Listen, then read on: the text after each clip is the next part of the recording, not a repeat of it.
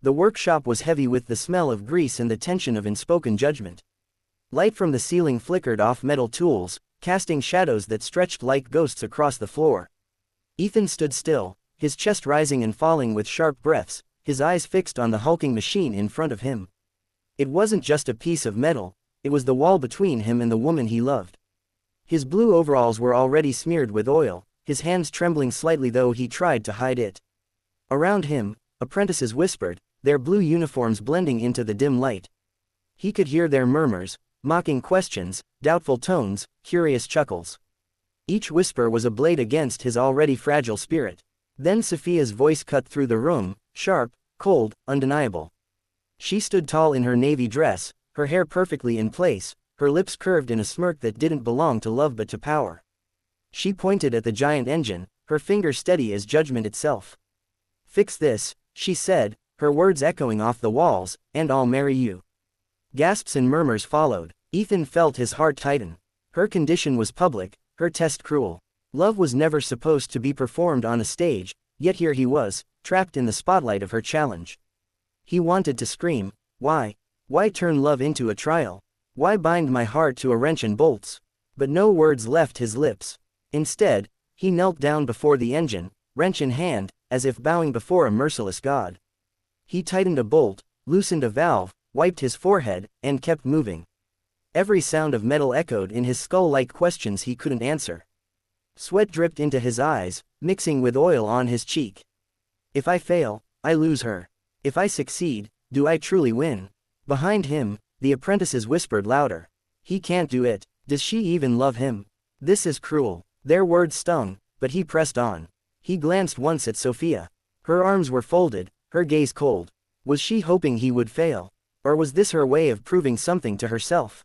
He didn't know. The hours dragged, his fingers blistered, his knuckles split open from stubborn bolts. He worked with desperation, trying to read the machine as if it were alive. His chest ached, not from exhaustion, but from the silence of the one person he needed to believe in him. Why doesn't she smile? Why doesn't she encourage me? Is my heart so invisible? In the midst of his struggle, Ms. Valdez, the foreman, stepped forward. She was older, her black blazer dusted from years of workshops, her eyes sharper than the tools themselves. Without a word, she placed a jug of water on the nearby cart and nodded gently. Her quiet act spoke volumes: respect, belief, encouragement. Ethan's heart softened for a moment. At least someone understood the war he was fighting. He pressed his ear to the machine, listening for its secret. His mind whispered back questions. Where are you broken? What do you hide? And then, after hours of torment, he found it, a small O-ring, torn, hidden deep inside like a buried lie. His heart pounded. With trembling hands, he replaced it, smoothed out the burr on the valve seat, flushed the lines, checked the gauges, and reassembled carefully. The moment came. The ignition switch flicked. The machine coughed once, twice, then roared to life. Sparks flared, gauges glowed, smoke hissed from the vents. The workshop filled with cheers and claps.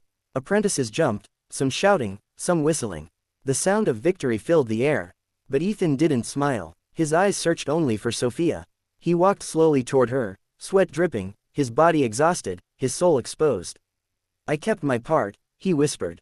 Will you keep yours? Sophia blinked. For the first time, her confidence faltered. Her lips trembled. Her eyes looked away. I need to think, she murmured. The celebration around them dimmed. The roaring machine meant nothing. Ethan's chest hollowed. The engine roared, but his heart died. He stared at her, broken, then dropped his eyes. Without another word, he picked up his tool bag. His steps were heavy, dragging his spirit with him. The sunset bled into the doorway as he walked out, the light painting long shadows behind him. The apprentices watched, some in silence, some whispering again. But Ethan no longer cared. Every step he took away from the workshop felt like another nail sealing the coffin of his hope. The pier stretched far into the dark water, its wooden planks creaking under the weight of silence. The night was cool, the air filled with salt and the faint hum of the city behind him. Ethan sat at the edge, a paper cup of coffee in his hand, untouched and growing cold. His eyes stared across the water, but his mind was lost in a maze of questions. Why wasn't I enough? Why must love be measured in conditions? Why is the heart always the first casualty in pride's battle? His throat burned from unshed tears, his chest heavy with the soundless ache of betrayal. He closed his eyes, trying to let the wind soothe him, but every whisper of the night carried her voice, "Fix this, and I'll marry you." The words repeated like a cruel melody. He wanted to scream into the waves, to let the ocean swallow his despair. Instead, he sat in silence, shoulders slumped, the cold wood beneath him a reminder of how alone he truly was. Then came the sound of footsteps. Slow, hesitant, each step echoing across the pier like a question he wasn't ready to answer. He turned, and there she was, Sophia.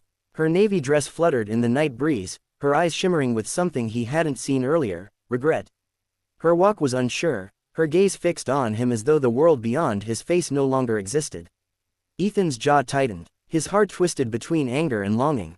When she reached him, she stopped a few feet away. The silence between them was unbearable. He rose slowly, his eyes meeting hers, filled with both hope and pain. He took a deep breath, then sank to one knee. His hands trembled as he pulled a small silver ring from his pocket. His voice cracked, raw with vulnerability. "No more games, Sophia. No more tests. I love you, not for what I can prove, not for what I can fix, but for who you are. Will you marry me, not because I passed your challenge, but because you believe in us?" Sophia's lips quivered, tears spilled freely down her cheeks. She covered her mouth with one hand, her shoulders shaking. For the first time that night, the walls of her pride crumbled. Her voice broke as she whispered, "Yes. Yes, Ethan, forgive me. I was wrong. I thought I had to test you, to prove something to myself, to silence the voices around me. But I see now, love doesn't need conditions. It never did." Ethan's own eyes blurred as he slid the ring onto her finger. The city lights in the distance blurred into golden smudges as their tears mingled with laughter and relief. On that pier, under the watch of stars and waves, two broken hearts found a way back to each other. Weeks later, a small chapel stood bathed in sunlight. It was no grand cathedral, no lavish ceremony. The pews held only a handful of close friends, and at the front stood Ethan in a simple, modest suit. Across from him stood Sophia in a white dress, not extravagant but glowing with simplicity.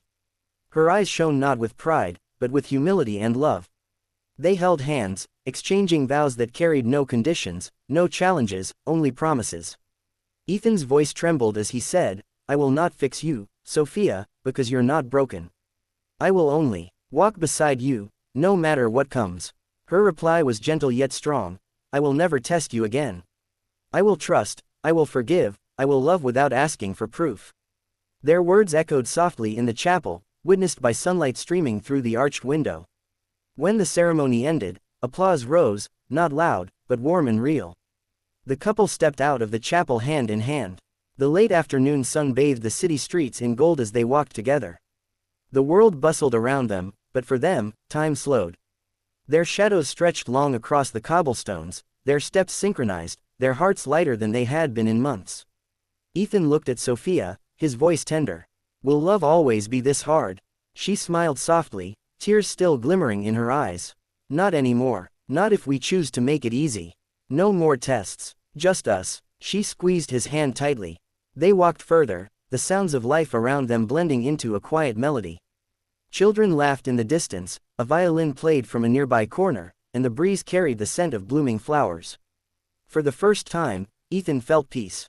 Not because he had won her through a challenge, but because he had reclaimed her through honesty and forgiveness. Sophia leaned her head on his shoulder, whispering, "Thank you for not giving up on me, even when I gave you every reason to." Ethan kissed the top of her hair softly. "Thank you for coming back, even when it hurt to admit you were wrong." They continued their walk, two figures against the canvas of a city at dusk. The sky burned orange and pink, promising both endings and beginnings. Their story was no longer about tests or victories, but about choosing each other, again and again, no matter what storms would come. And as the sun dipped behind the horizon, Ethan whispered to himself one final truth, a question answered at last: love is not a machine to be fixed. It is a promise to be kept.